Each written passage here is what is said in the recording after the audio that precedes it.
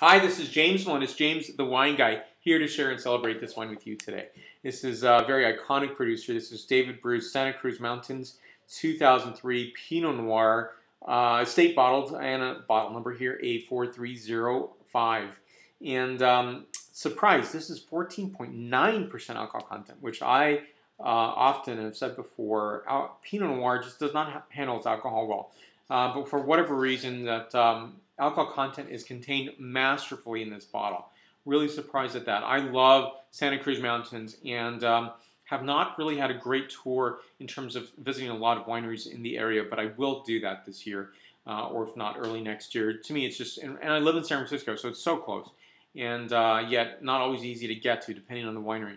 For me, it's just, first of all, a very well-known, iconic producer. David Bruce is one of the dozen wineries invited to Judgment in Paris in 1976, and the turning pivotal point in terms of United States wine being taken seriously. Pretty much it was all California, if not all California.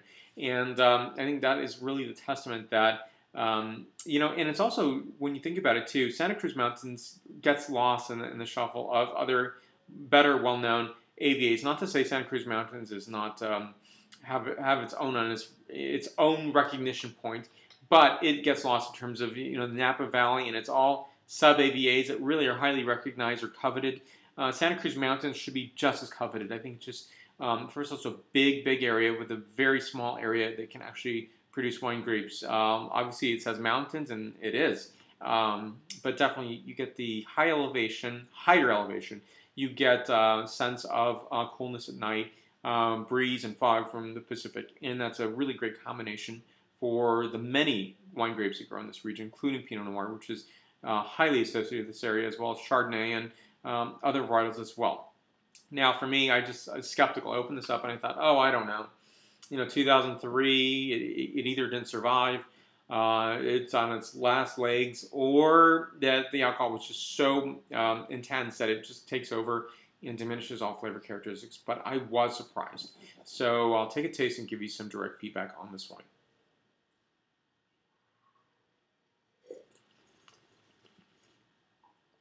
Evocative scent characteristics. Again, those very rustic notes. Wood pile, a little bit of that. Beautiful, gorgeous, worn suede. Getting notes of allspice and baking rack spice. Really beautifully well done. This is a note of flavor notes of mid-season cherry currant, red candy, fresh red rose petals, and earthly notes of cremini mushroom. Now, again, I try to take back, not take back, but stand away from, I do have some thoughts on alcohol and wine, and I think I'm obviously not in the camp of only low alcohol wine is good, because you diminish so many categories of wine and regions as well.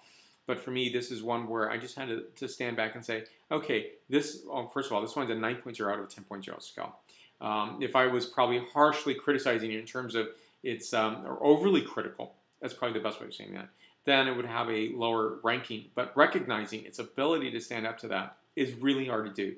And something that, it's a really gorgeous wine. I would like to taste more of David Bruce's wines and see at a lower alcohol content level what that does to the wine. I'm sure it is even, even more masterful, comes out in a much more sterling way that, probably the weather and it was just the decision on picking ended up being a 14.9 wine, but it's a gorgeous wine, 9.0, 10.0 scale.